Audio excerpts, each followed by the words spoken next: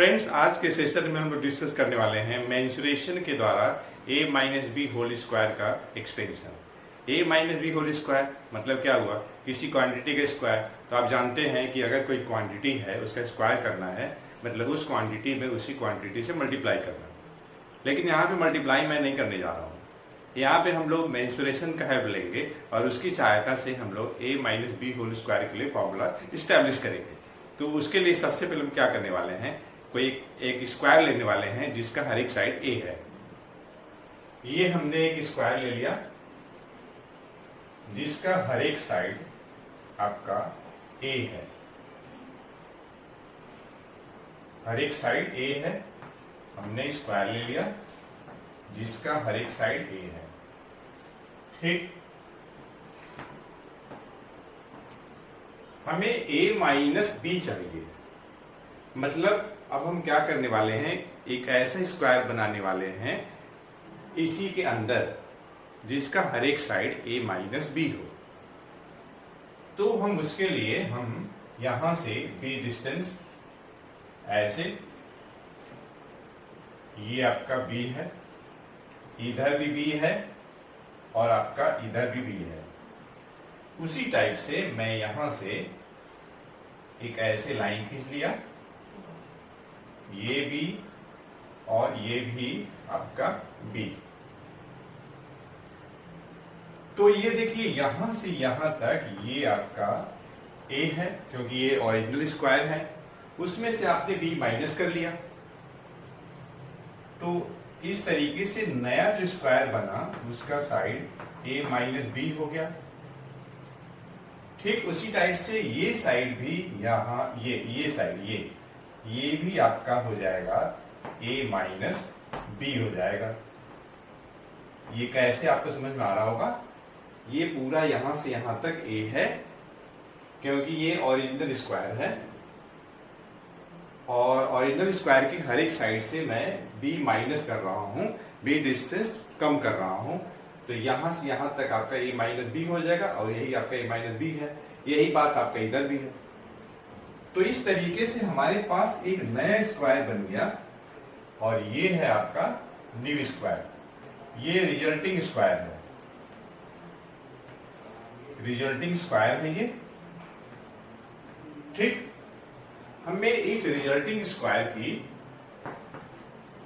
Area निकाल दी है। तो चूंकि नया जो स्क्वायर बना है उसका हर एक साइड a माइनस बी है और हम जानते हैं एरिया स्क्वायर साइड का स्क्वायर होता है, तो a माइनस बी स्क्वायर हो गया। ये जो आपका रिजल्टिंग न्यू जो स्क्वायर है उसकी एरिया हो गई, ठीक। अगर हम ज्योमेट्री की मदद लेंगे, फिगर की मदद लेंगे, तो हमें ये एरिया निकालने के लिए क्या करना होगा, ओरिजिनल जो स्क्वायर है ये है आपका ओरिजिनल स्क्वायर जिसका हर एक साइड आपका a है। तो ओरिजिनल स्क्वायर की एरिया क्या हो जाएगी, तो a स्क्वायर हो जाएगी। उसमें से अगर हम माइनस कर लें, किसे माइनस करना है, हमें माइनस करना है इस स्क्वायर की एरिया क्योंकि इसका ये साइड भी b, ये भी b, ये भी b, ये भी b, तो एरिया स्क्वायर और साथ ही में प्लस यहां पे देखिए रेक्टेंगल, ये रेक्टेंगल है आपका, ये रेक्टेंगल है। तो रेक्टेंगल की एरिया क्या हो जाएगी, प्रोडक्ट ऑफ साइड्स, एक साइड b है और दूसरी साइड आपकी ये देखिए a माइनस बी, क्योंकि ये यहां से यहां तक a है उसमें से b कम कर दिए a माइनस बी। तो रेक्टेंगल का साइड्स b होगा और a माइनस बी होगा, तो a माइनस बी और ये b। उसी तरह का रेक्टेंगल यहां भी है जिसके साइड्स भी b और a माइनस बी है। तो अगर हम इन दोनों को प्लस करेंगे तो ये आपका 2 टाइम्स हो जाएगा। या तो इसी को आप 2 बार लिखिए या एक रेक्टेंगल के एरिया में आप 2 से मल्टीप्लाई कर दीजिए। देखिए नया जो रिजल्टिंग जो स्क्वायर बना उसकी एरिया निकालने के लिए क्या किए, बड़ा वाला जो स्क्वायर था ओरिजिनल जो स्क्वायर था जिसकी साइड ए थी उसके एरिया में से 3 जो फिगर है, ये स्क्वायर और ये दोनों रेक्टेंगल, उनकी एरिया का प्लस अगर हम माइनस कर देंगे तो हमें इसकी एरिया मिल जाएगी।